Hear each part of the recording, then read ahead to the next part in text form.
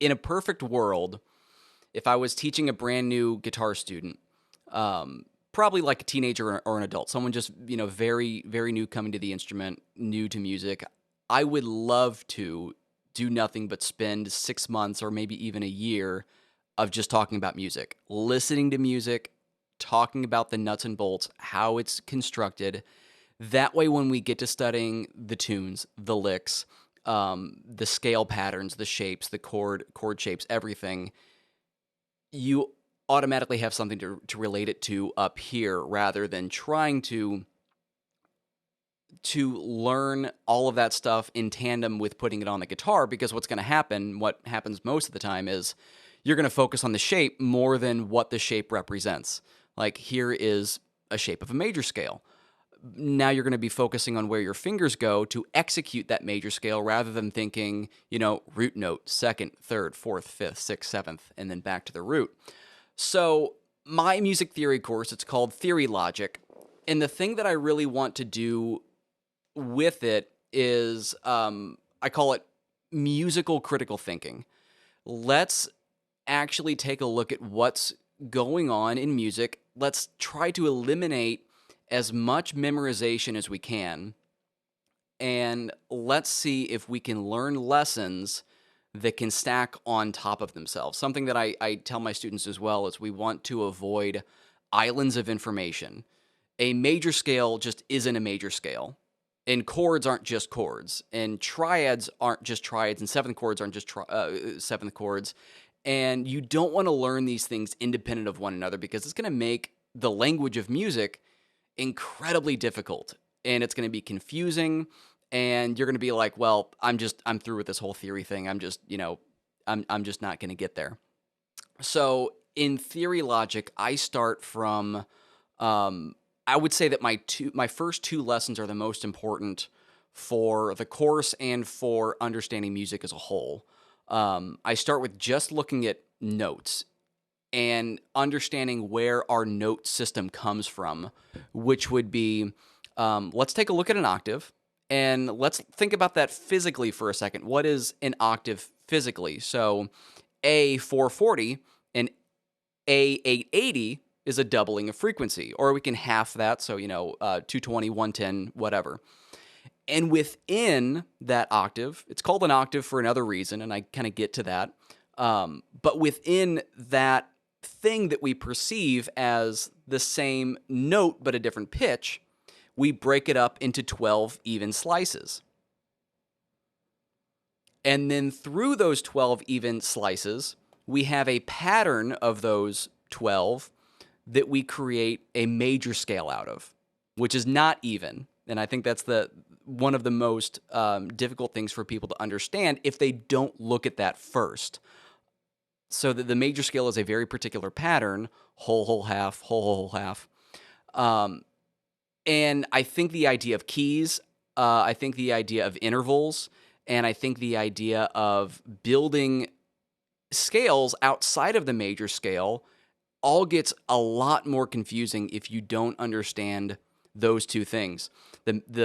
Our note system is broken up into 12 even spaces, and then the major scale is a certain pattern of that. And then the rest of the course is comparing all of the other concepts that I touch upon. So, chords, intervals, scales, major scale, minor scale. I don't get too heavy into modes because, in my experience, if you are really, really particular in learning the major scale and the minor scale, the relative minor scale, modes are probably further in the back of my mind than I originally thought when I first started learning modes.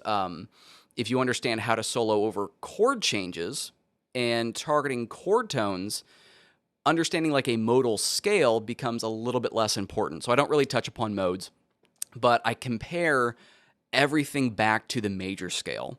Another good lesson that I teach in the course is, if we learn a major scale first and now we take a look at intervals, if you learn the major scale is composed of major intervals and a perfect fourth and a perfect fifth. So you have a major second out of the major scale, a major third, perfect fourth, perfect fifth, and then a major sixth and a major seventh. So if you understand the pattern of how a major scale can exist on any given starting place, which would be keys, A, B flat, B, C, whatever. If you understand how to construct that, well, now all of a sudden you know all of the major and perfect intervals. And then if you want to, or if you need to conceptualize what a minor interval would be, well, you just move it down a half step. Or, an augmented fourth, you just move it up a half step, or diminished fifth, conversely. So everything is comparative to the major scale in this course. And I think it really makes music make sense. That's kind of the tagline that I use on my website, make theory make sense. And then later on in the course, I get into breaking down some tunes, focusing on the number system, analyzing tunes, what's going on a little bit, mostly chord-wise, because I think chords would be how most people would be getting into it from a beginner level, understanding chord progressions, then taking a look at some melodies and how melodies are existing around those chords as well. Well, that's how people should look at it. They should start from chords, but no one wants to start from chords, especially guitar players. Like, again, I have my own courses, whatever. I started with an entire series on chordal playing and chordal harmony, specifically because of what you just said. If you can understand the chords, if you can understand how they fit into a simple major minor scale, everything else is going to, if you want to learn a mode after that, I can teach you every mode in the major scale in literally 1 minute. If you understand a major scale and chords already, it takes no effort and no time whatsoever. And I really feel that is such an important and crucial foundation, especially for soloing over chord changes. And again, soloing over chord changes doesn't mean jazz. You should solo over chord changes in the blues as well. Right. It makes it sound more sophisticated. But students have a tendency to feel like that they need to learn all of the modes, which you should learn eventually. It's good to know. But sometimes people feel that that's going to be the thing that sets their soloing to the next level, but it's not. In fact, if you just focus on the modes and you don't focus on the chords, you're going to set your playing back many, many years. You'll be able to shred. Right. You'll be able to shred up and down, but it's not going to sound musical,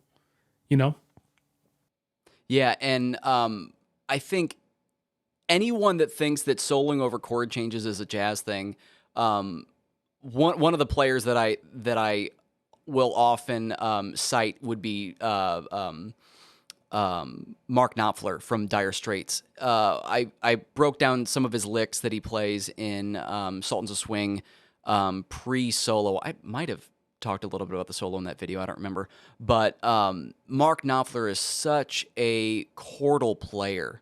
And he plays licks that you wouldn't hear it and think like, oh, he's playing like a jazz lick or something. It sounds like he's playing blues and rock licks, but they're so intimately connected with the chord changes. Another good example, again, this is from my channel, would be Neil Schon, Journey. The solo for Lights is surprisingly, even though it's mostly pentatonic, as far as the overall construction of his phrases, he's very careful on selecting endpoints and landing points around the chord tones. And for the most part of it, when he's soloing over it, he's actually targeting the fifth of every single chord for a lot of his phrases. And I didn't really pick that up until I, kind of broke it down and started studying it. But I don't think it's something that he's necessarily trying to do. I don't think he's going into that solo thinking like, oh, I'm going to hit the fifth on every single end phrase of this stuff. But I think, as you grow as a musician and you can start to hear those good landing places, then he's instinctively going to a chord tone, and that chord tone happens to be the fifth across like 4 measures. It's insane that like 4 consecutive chords he's targeting the fifth on that chord or something like that. It's crazy. So yeah, it's not just a jazz thing. Of course, in jazz soloing, we focus on the chords a lot. rather than modes. You can get into modes like if you're studying stuff like Miles Davis. So what? That's definitely a place where I would be thinking modally because it's just, it's 8 measures, 16 measures of D minor before it goes to E flat minor and then back to D minor, right? So modes all day on that sort of thing. But if you're getting into like standards, Great American Songbook type thing, then yeah, all of those songs weave in and out of different tonalities. And unless you want to sit there and think about every single key that you're going to be in for 1 or 2 measures, it's much better to just focus on what the chords are telling you rather than what the key that you're in. In rock and blues, we're much more heavily focused on, okay, what key am I in and how can I find my licks around that? But especially if you want to get into the finer details of blues, and Josh Smith is amazing at this. He's very chord heavy. Robin Ford is very chord heavy. A lot of the Robin Ford licks are built around chords and moving from chord to chord. The way that he uses symmetric diminished scales to build tension to go from a 1 chord to a 4 chord, it sounds heady, and I guess in a sense it can be, but you can adopt these lessons into your playing to really enrich your own playing and ultimately make yourself a more expressive soloist, and really, just grow. We so often guitar players get stuck in now I'm playing my same old scales, pentatonic blues scale, 3-note per string, whatever it is. The place that I point them to is, okay, let's put the scales aside. Let's focus more on chords. And kind of to get back to your point that you mentioned about starting guitar players on chords, when you think about really what we're doing, if we're going to be, working musicians, what we're doing most of the time, 90% of what we're doing is chords, right? We're rhythm players, probably first and foremost, backing up a soloist, a singer, or something. And I feel like you said, chords are something that is not often explored, especially with call it backing track culture. I love backing tracks. I love, putting on a backing track and warming up and doing all this stuff. But it's definitely heavily tilted towards solo over this backing track. Something that I like to do myself and that I like to teach my students to do. Okay, can you improvise rhythm guitar over this backing track? And can you get out of just playing, your same chords? Can you actually, play, if it is G, D, E minor, and C, can you play that something a little bit different that is a completely different vibe? Can you play like Hendrixy stuff over it? Can you play, keep the open chords? Open chords are good, but can you move things around and create an interesting rhythm part just the same as you would try to create an interesting improvisation or interesting solo part?